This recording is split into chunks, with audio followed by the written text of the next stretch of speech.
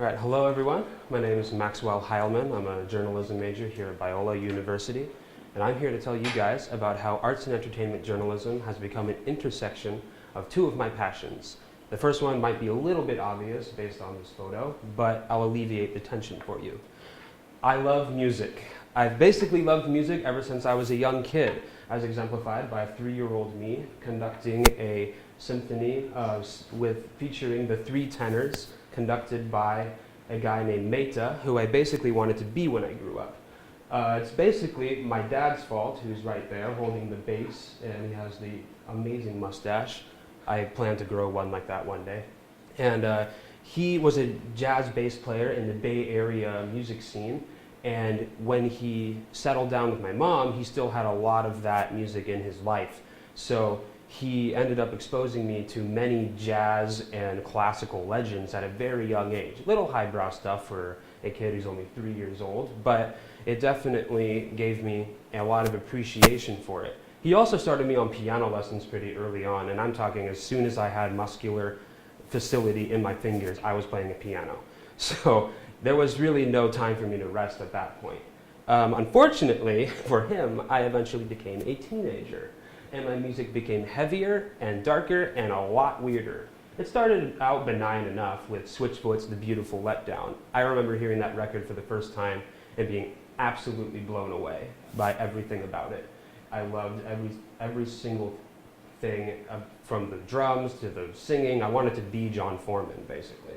And I eventually discovered another band called Underoath, who showed me that you could be a Christian guy who loves Jesus and also scream at the top of your lungs. And that was basically my debut into the extreme metal scene.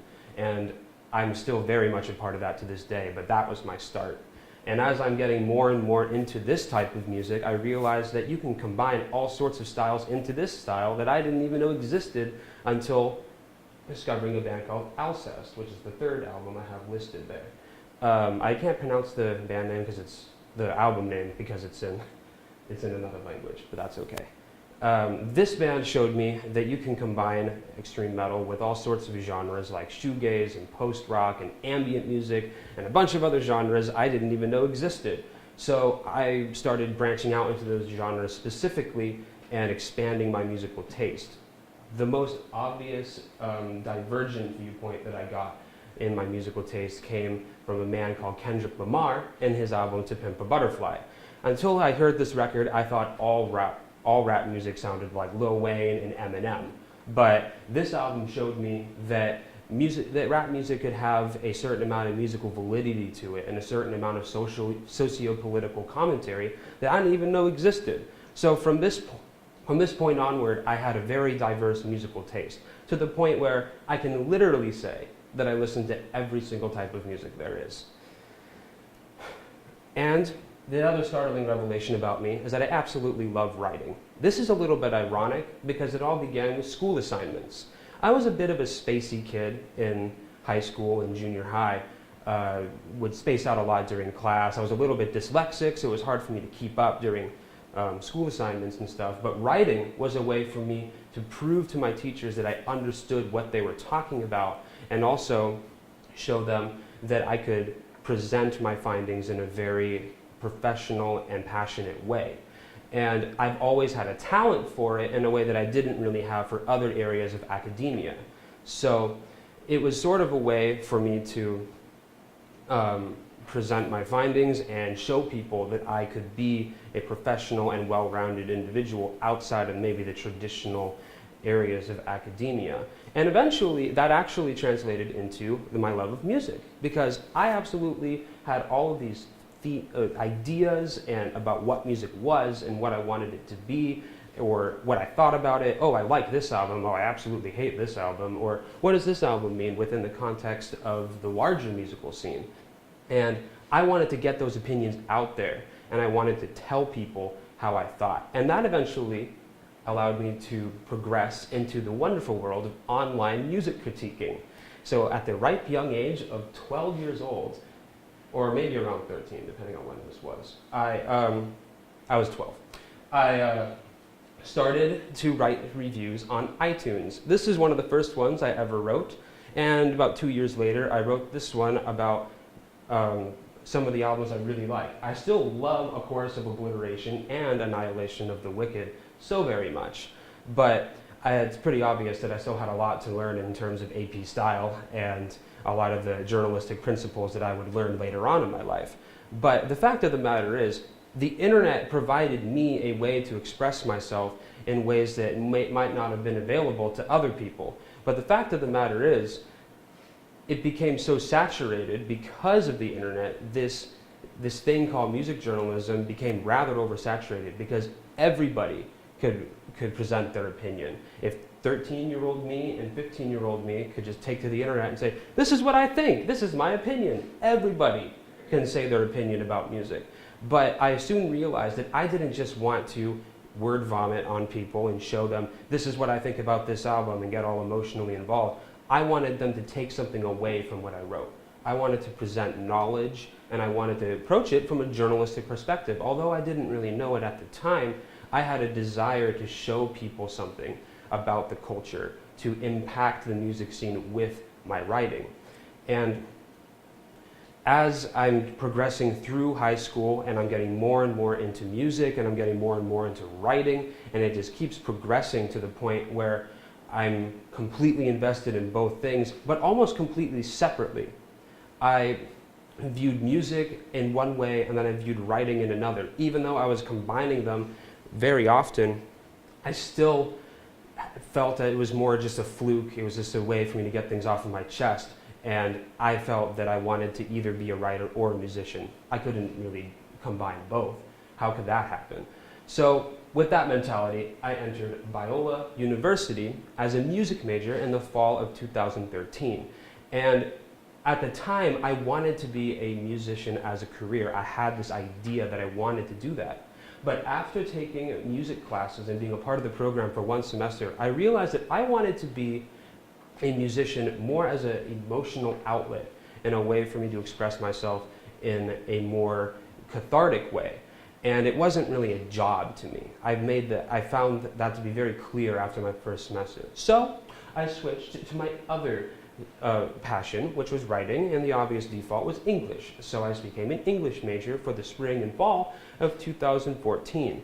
But I also felt a bit of a disconnect here. I didn't really want to write about just, the history of certain literary movements or about books that I read. I wanted to impact people. I wanted to give voices to underground musicians. At this point, I was, showing people the things that I was writing. I was trying to send things to magazines. Obviously, they didn't get back to me, but because I wasn't quite good enough yet.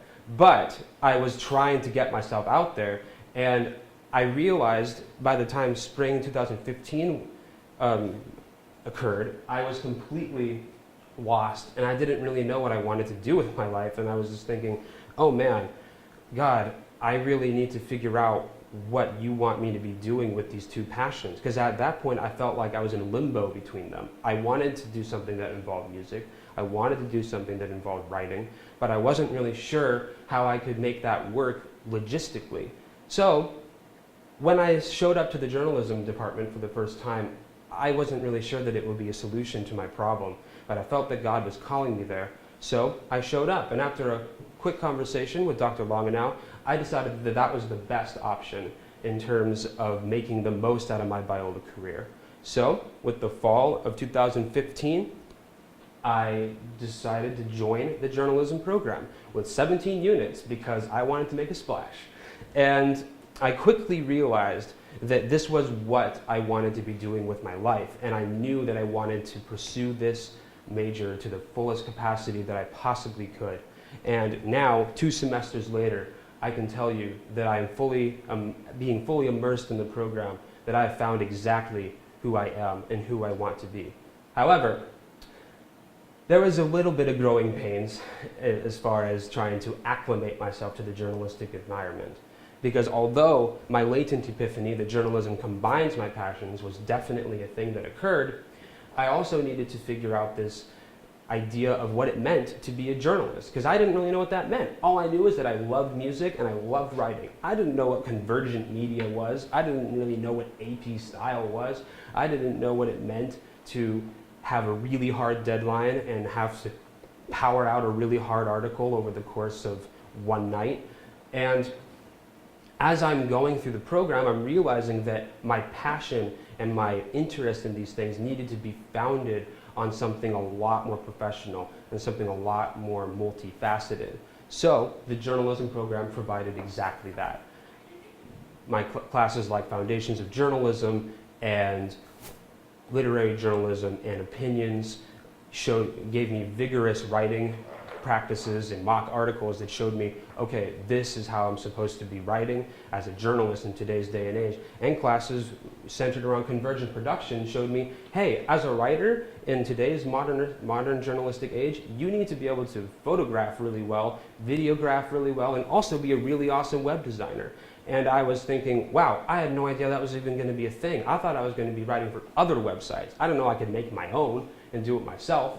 So my current online portfolio is the result of me combining various journalistic principles into various mediums. And it only served the purpose of showing that journalism does indeed combine my love of writing with my love of music, because now I can be a self-contained unit of influence from within music journalism as a whole. And as I'm figuring this out, I'm thinking, wow, I really need a vocation. I really need to figure out how I can make this work and really impact the Biola community on a substantial level. And of course, the Chimes was my first option that I thought of. So I had an interview with Grace Gibney, who signed me on as the A&E apprentice of the Chimes. And I learned very quickly that the current editor wanted to quit. So I had to learn very quickly what it meant to be an editor and what it meant to run a section, what it meant to budget out writing. And it was very much a trial by fire, because I thought I was going to be learning, and here I was quickly quickly shouldering all of the sections as far as what it meant to completely run it and make it the best I possibly could. I had a lot of help from my friend Brooks Gannon right off the bat, because he and I helped each other shoulder the responsibility at first. But this past semester, it was all on me. So these 12 articles are just a handful of the 40 plus I've written over the course of my time here.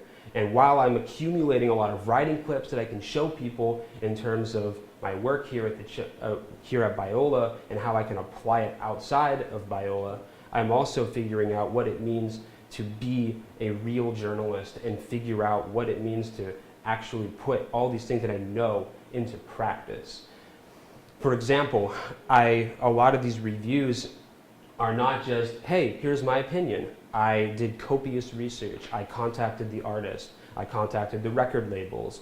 And I tried to get specific information that I wanted to figure out as far as what makes these albums so great, in my opinion, what makes them so influential, in my opinion. And I wanted to bolster my presumptions about the albums through very journalistic principles that I learned throughout the journalism program. And as I keep doing more and more and more in terms of bolstering what it actually means in terms of being a journalist in this environment, I also start to realize, wow, people are contacting me asking to write for me. They want to write for me. Or I have people contacting me saying, wow, your articles really changed the way I thought about certain things. I had no idea I could influence people in that way. In fact, this past month, I wrote a review of an album by a band called Animals as Leaders, which is kind of considered a dinosaur band considering a lot of other musical ventures that have happened since the band's inception. And I remember a person messaged me after I posted the review of the album, and he said, I had written this band off for the longest time and I thought that they were irrelevant, but you wrote this review and now I want to check them out again. Now I want to re-explore this genre that I had written off as rather irrelevant. And that meant so much to me. It made me realize that I could make an impact and I could show people through what I wrote that there is a lot of validity to be found in all sorts of music and all sorts of artistic expression that people might not even realize.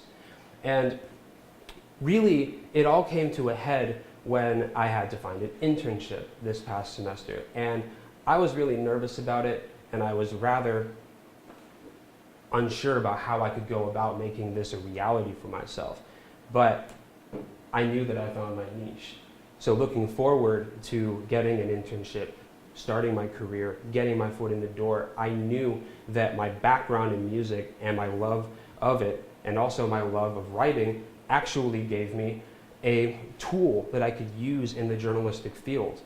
And my first journalistic principal, my first journalistic internship, my first choice, I walked in the door, told them what I had to offer a music magazine as a music journalist, and they took me, no questions asked. And I had no idea it would be that easy. But looking back on it, I had completely prepared myself for this situation.